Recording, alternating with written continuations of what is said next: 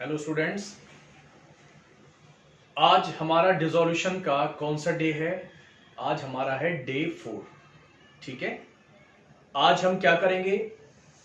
आज करने जा रहे हैं हम लोग रियलाइजेशन एक्सपेंसेस का एक छोटा सा कंसेप्ट है तो छोटा सा पॉइंट, लेकिन अधिकतर गलती हो जाती है, इसलिए मैंने इसको सेपरेट डील करने की सोची।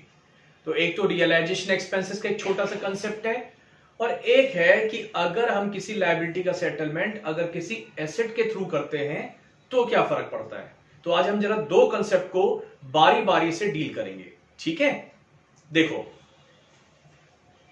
Realisation expenses one borne by partner and paid by partner. देखो, वैसे तो बड़ा सिंपल है, मैंने बता रखा है कि एक्सपेंस है, जब बिजनेस बंद होता है तो आपको आना जाना पड़ता है, लोगों से मिलना मिलाना पड़ता है, एसेट्स को बेचोगे, लायबिलिटीज की पेमेंट करोगे तो कुछ खर्चा पानी होता है, वही हमारा रियलाइजेशन एक्सपेंसेस है। बिल्कुल आम भाषा में खर्चा है, फर्म का खर्चा है, नुकसान मानते हैं, डेबिट में आता था, रियलाइजेशन के डेबिट में आएगा।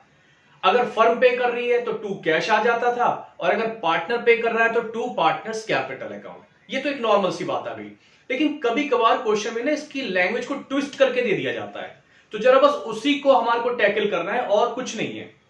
तो देखो, expenses borne by partner and paid by partner. एक मेरी बात ध्यान रखना, अगर borne by partner paid by partner, अगर बोर्न कर रहा है कोई तो बोर्न वाला ऊपर आएगा और पेड वाला नीचे आएगा, बस बीपी याद रखना, बीपी। बोर्न कोई कर रहा है तो उसको डेबिट करोगे क्योंकि खर्चा उसका हो गया। बोर्न मतलब किसका खर्चा है, अगर लिखा है बोर्न बाय पार्टनर तो पार्टनर के लिए खर्चा है तो पार्टनर को डेबिट कर दो। अगर लिखा है बोर्न बाय फर्म तो फर्म के लिए खर्चा है, खर्चों को यानी कि फर्म का खर्चा किस नाम से करते हैं, रियलाइजेशन के नाम से डेबिट कर दो तो रियलाइजेशन आ जाएगा। तो ये बात समझ में आ गई। बोर्न का मतलब होता है उसके लिए खर्चा, पार्टनर बोर्न कर रहा है तो पार्टनर को डेबिट, फर्म बोर्न कर रही है तो रियलाइजेशन को डेबिट, क्योंकि फर्म के लिए प्रॉफिट और लॉस रिकॉर्ड करने का कौन सा अकाउंट था, रियलाइजेशन था। अब पेड आ गया, जो पे करेगा, अगर पार्टनर पे करेगा तो पार्टनर का नाम आ जाएगा। अच्छा, इसका मतलब ये बात समझ में आ गई, अगर पार्टनर बोर्न कर रहा है तो भी पार्टनर का नाम आएगा, पे कर रहा है तो भी पार्टनर का नाम आएगा। बिल्कुल ठीक बात है। लेकिन अगर फर्म पे कर रही है, फर्म पे करेगी तो फर्म के पास से क्या जाएगा, पैसे जाएंगे। फर्म पे कर रही है ना, क्योंकि अकाउंट्स किसके मेंटेन होते हैं, फर्म के मेंटेन हो रहे हैं। तो लिखा हुआ है पेड बाय फर्म, मतलब फर्म के अकाउंट से पैसे जा रहे हैं, तो वहां पर टू कैश या टू बैंक आएगा। अब मैं अपनी बात को कंसाइज वे में बोलता हूं, जो भी बोर्न करेगा उसको डेबिट करोगे। बोर्न का मतलब होता है उस पर्टिकुलर बंदे का खर्चा, पार्टनर है तो पार्टनर डेबिट, फर्म है तो रियलाइजेशन डेबिट। फर्म तो डेबिट नहीं करेंगे ना, फर्म किसको डेबिट करती है, अपने खर्चे किस में डेबिट करती है, रियलाइजेशन में। अब पे जो कर रहा होगा, अगर पार्टनर पे करेगा तो टू पार्टनर का नाम लिखेंगे, और फर्म पे करेगी तो कैश का नाम लिखेंगे। और ये बात मैंने आपको कई बार बताया है कि कैश और बैंक में कोई डिफरेंस की लिखने की जरूरत नहीं है, मतलब कोई डिफरेंस नहीं है। कैश लिख दो चाहे बैंक लिख दो, क्वेश्चन में देख लिया करो, क्वेश्चन में कैश है तो कैश लिख दिया, बैंक है तो बैंक लिख दिया, और दोनों है तो जनरली हम बैंक को यूज कर लेते हैं। खैर, एक क्वेश्चन में मैं इस तरीके की बातें लेके दिखाऊंगा। अब हमारा 2 वीडियोस और बचे हैं, उसमें मैं इसको पूरा कवर कर दूंगा, वैसे में है ना, कोशिश पूरी करूंगा। 2 वीडियोस या बहुत ज्यादा हुआ 1 वीडियो और तैयार कर लेंगे, तो हमारी डिसोल्यूशन ऑफ फर्म 6 से 7 वीडियोस में कवर हो जाएगा। राइट, चलो अब आगे चलते हैं। तो realisation expenses borne by partner, अब पार्टनर बोर्न कर रहा है तो किसका नाम लिखा जाएगा, पार्टनर का नाम लिखा जाएगा, तो partners capital account debit, partners capital account debit.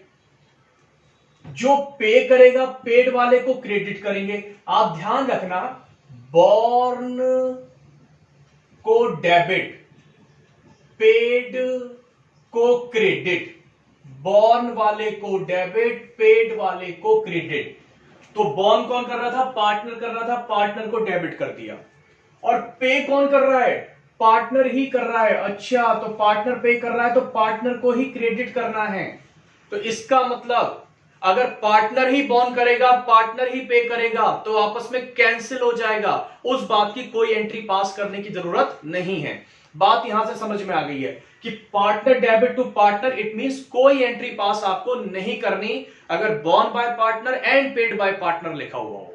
ठीक है, आगे चलते हैं सेकंड केस। तो मैं बता देता हूं, यानी कि फर्स्ट केस में आपको कोई भी एंट्री पास नहीं करनी। चलो सेकंड केस देखते हैं। Realisation expenses borne by firm, firm borne कर रही है तो किसका खर्चा हुआ? जो बॉर्न करता है, मैंने बताया खर्चा उसका होता है। तो फर्म का खर्चा किस नाम से रिकॉर्ड करेंगे? रियलाइजेशन के नाम से रिकॉर्ड करेंगे। तो सेकंड केस में रियलाइजेशन अकाउंट डेबिट। अब देख लेते हैं पे कौन कर रहा है। लिखा हुआ है पेड बाय पार्टनर। अगर पार्टनर पे कर रहा है तो पार्टनर का नाम लिखा जाएगा। तो to partners capital account, to partners capital account. इसकी पोस्टिंग आप लोग कर लोगे आराम से। अगर पोस्टिंग की बात करें, कहां कहां पर आएगा? रियलाइजेशन के डेबिट साइड में आएगा टू पार्टनर्स कैपिटल के नाम से, और पार्टनर्स कैपिटल क्रेडिट हो रहा है तो पार्टनर्स के क्रेडिट साइड में, जब पार्टनर्स कैपिटल अकाउंट बनाएंगे उसके क्रेडिट साइड में बाय रियलाइजेशन के नाम से आ जाएगा। ठीक है, बात समझ में आ गई। Third point, realisation expenses borne by firm, firm borne कर रही है, फर्म का एक्सपेंस तो रियलाइजेशन तो डेबिट होगा ही होगा। जो बॉर्न करेगा डेबिट उसको करना है, फर्म करेगी तो फर्म को डेबिट करेंगे, लेकिन फर्म की जगह नाम किसका लिखेंगे? रियलाइजेशन का। पार्टनर बॉर्न करेगा तो पार्टनर का नाम डेबिट करेंगे। ठीक, आगे देखता हूं पेड बाय फर्म। अब फर्म पे कर रही है, फर्म पे कर रही है तो फर्म के पास से पैसे जा रहे हैं, और फर्म के पास से अगर पैसे जा रहे हैं तो यहां पर हम किसको क्रेडिट करेंगे? पैसों को क्रेडिट करेंगे। पैसे आते हैं तो डेबिट, पैसे जाते हैं तो क्रेडिट। बचपन से ये बात सीखते आ रहे हैं। तो एंट्री बनी realisation account debit to cash account. इसकी पोस्टिंग अगर करेंगे, रियलाइजेशन डेबिट है तो डेबिट साइड में टू कैश, और कैश अकाउंट क्रेडिट है तो जब कैश अकाउंट बनाएंगे वहां बाय साइड में आ जाएगा रियलाइजेशन अकाउंट। ठीक है, लास्ट पे आ गया realisation expenses borne by partner. जो बॉर्न करता है बताओ उसको क्या करते हैं? बताओ क्या करते हैं? बॉर्न बाय पार्टनर, बॉर्न वाले को डेबिट करते हैं तो पार्टनर्स कैपिटल अकाउंट डेबिट। जो भी पार्टनर इसको बॉर्न कर रहा होगा, ए हो बी हो। पेड बाय फर्म, फर्म पे कर रही है। अगर फर्म पे करती है तो क्या लिखा जाता है? पैसे जाते हैं तो टू कैश अकाउंट। तो यहां पर आ गया to cash account. Posting partners capital debit है तो कैपिटल के डेबिट साइड में टू कैश अकाउंट, और जब कैश अकाउंट बनाओगे तो कैश अकाउंट क्रेडिट है, क्रेडिट साइड में बाय पार्टनर्स कैपिटल अकाउंट। बहुत अब सिंपल सी बात क्या निकल के आई? बॉर्न जो करेगा उसे डेबिट करना है, पार्टनर तो पार्टनर, फर्म तो रियलाइजेशन। जो पे करेगा उसे क्रेडिट करना है। पार्टनर पे कर रहा है तो पार्टनर, फर्म पे कर रही है तो टू कैश। बस इसके अलावा अगर आपको ये बात समझ में आ गई, अब वो कैसे ही क्वेश्चन डाल दे, सवाल ही नहीं जो गलत हो जाए क्वेश्चन। ठीक है, तो एक कंसेप्ट तो हमारा ये है।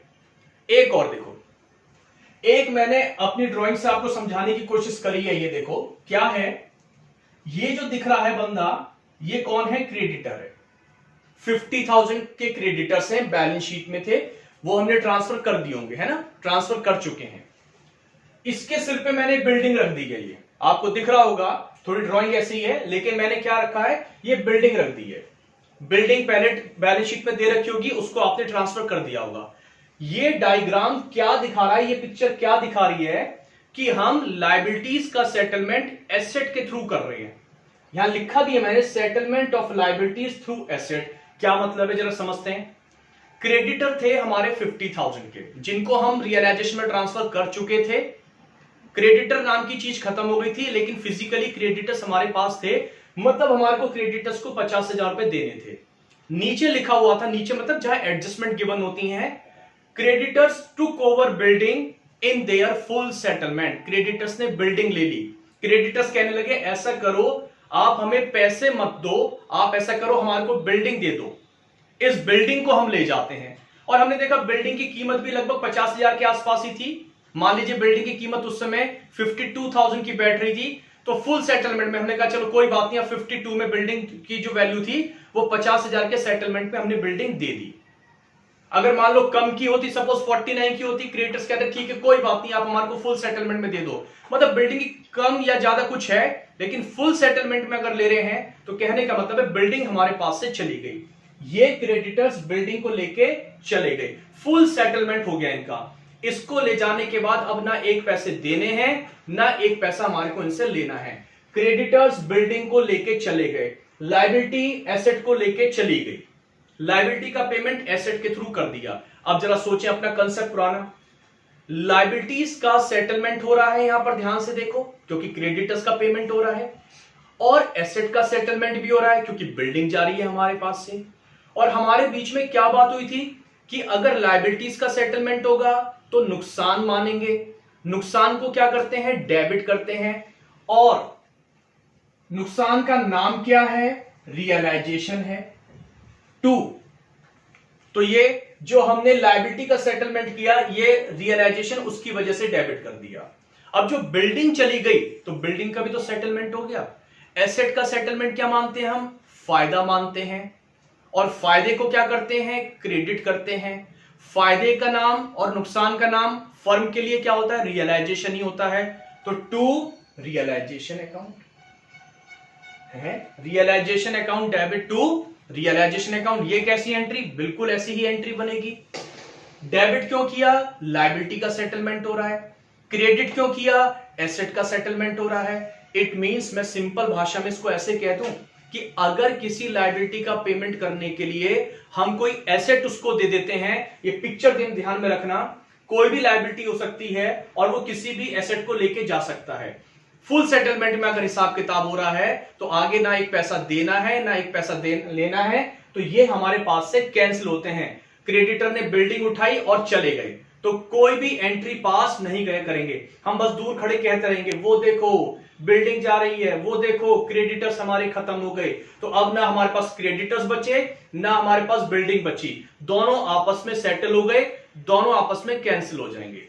तो एक बात खास ध्यान रखना, लायबिलिटी का सेटलमेंट एसेट के थ्रू करोगे तो कोई एंट्री पास नहीं करोगे। अब इसमें थोड़ा सा ट्विस्ट क्या हो सकता है, बस जरा सा वो और देख लेते हैं। मान लो ये क्रेडिटर्स है 50,000 के और बिल्डिंग की कीमत सपोज 30,000 की थी, तो हमने क्रेडिटर्स को बिल्डिंग दी 30,000 रुपए की। मान जाएंगे क्रेडिटर्स, नहीं वो कहेंगे साहब 20,000 रुपए भी और रह गए, बिल्डिंग ले ली, चलो ठीक है बिल्डिंग लेके जा रहे हैं, लेकिन 20,000 रुपए भी और भी तो बच गए। कहने का मतलब है इस बार जो बिल्डिंग ली वो फुल सेटलमेंट में नहीं ली। उन्होंने बोला आप हमारे को अब 30,000 की बिल्डिंग दो और 20,000 रुपए जो बच गए वो कैश भी दो हमारे को। ठीक है, तो कोई बात नहीं, जो बिल्डिंग दे रहे 30,000 की उसकी तो कोई एंट्री पास नहीं करेंगे, लेकिन जो 20,000 रुपए कैश दे रहे हैं उसकी तो एंट्री बनाएंगे ना। रियलाइजेशन जो लायबिलिटी को पेमेंट करने के लिए पैसे देते थे तो क्या एंट्री बनाएंगे, रियलाइजेशन अकाउंट डेबिट, क्योंकि नुकसान हो रहा है। 2 हमारे पास से क्या जा रहा है, पैसे जा रहे हैं, कितने, 20,000। जो एसेट लेके चला गया था, बिल्डिंग लेके चला गया था, उसकी कोई एंट्री पास नहीं करी बिल्डिंग की। फिजिकली तो मतलब हमारे पास से बिल्डिंग चली गई है 30,000 रुपए की, तो इसका मतलब है कि 50,000 में से 30,000 की पेमेंट तो बिल्डिंग के थ्रू कर दी, वो तो आपस में कट गए।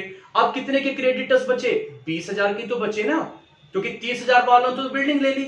अब जो 20,000 के क्रेडिटर्स बचे आप उनको तो पेमेंट करोगे, और क्रेडिटर्स को पे करने की एंट्री क्या बनाते हो आप, नुकसान मानते हो, रियलाइजेशन को डेबिट करते हो, पैसे जा रहे हैं टू कैश अकाउंट, राइट। तो एक एंट्री ये हो सकती है अगर हमने उनको कम रुपए की एसेट दी है। सर अगर मान लो बिल्डिंग की वैल्यू 30 की जगह 70 हो, अब क्या होगा, सोच के देखते हैं। लास्ट केस है, क्रेडिटर्स थे 50,000 के और हम कह रहे हैं ये लो बिल्डिंग लो, लेकिन देखो क्रेडिटर्स इस बिल्डिंग की कीमत जितना हमें आपको पेमेंट करना था 50,000 पे उससे कहीं ज्यादा है, यानी कि हम आपको 70,000 की बिल्डिंग दे रहे हैं, लाओ हमारे को 20,000 वापस कर दो। क्रेडिटर्स इस बात के लिए एग्री कर गए कि ठीक है चलो हम आपकी 70,000 की बिल्डिंग ले जा रहे हैं, तो जो 20,000 की बिल्डिंग आपकी हम फालतू ले जा रहे हैं 20,000 रुपए की, वो 20,000 रुपए, अब ये तो है नहीं कि बिल्डिंग को तोड़ के दे देंगे 20,000 रुपए की, वो कह रहे हैं आप 20,000 रुपए हमसे कैश ले लो। तो इस बार क्रेडिटर जो ज्यादा की एसेट ले गए उसके बदले में हमें वो एक्सेस अमाउंट पे कर रहे हैं। तो 20,000 रुपए हमारे को मिल रहे हैं। पैसे का आना फायदा, और फायदे को क्या करते हैं, क्रेडिट करते हैं। और पैसे हमारे पास आ रहे हैं, पैसे आते हैं तो डेबिट, पैसे जाते हैं तो credit. Cash account debit to फायदा कितने का, 20,000 रुपए का, जितने की बिल्डिंग वो ज्यादा की करके ले गए थे। तो कुल मिला के लास्ट, अब मैं अपनी बात को कंसाइज कर रहा हूं, लायबिलिटी का सेटलमेंट एसेट के थ्रू होगा, कोई एंट्री पास नहीं करोगे अगर फुल सेटलमेंट में चली गई बात। लेकिन अगर हम उनको कम रुपए की एसेट दे रहे हैं तो पैसे और देने पड़ेंगे, अगर और पैसे दे रहे हैं नुकसान, रियलाइजेशन टू कैश। और अगर हम उनको ज्यादा रुपए की एसेट दे देते हैं तो उनसे वो फालतू पैसे वापस ले लेते हैं, पैसे आ रहे हैं तो कैश अकाउंट डेबिट टू फायदा, रियलाइजेशन अकाउंट। ठीक है, तो आज हमने 2 कंसेप्ट करे हैं, आप इनको देखिएगा। अगर आपको पसंद आता है तो प्लीज लाइक जरूर कीजिए, शेयर जरूर कीजिए। ठीक है, और अगर आप लोग नए हैं तो सब्सक्राइब भी कीजिएगा। पीछे की वीडियोस के लिए आप ऊपर आई बटन पे जाके देख सकते हैं। ठीक है, थैंक यू।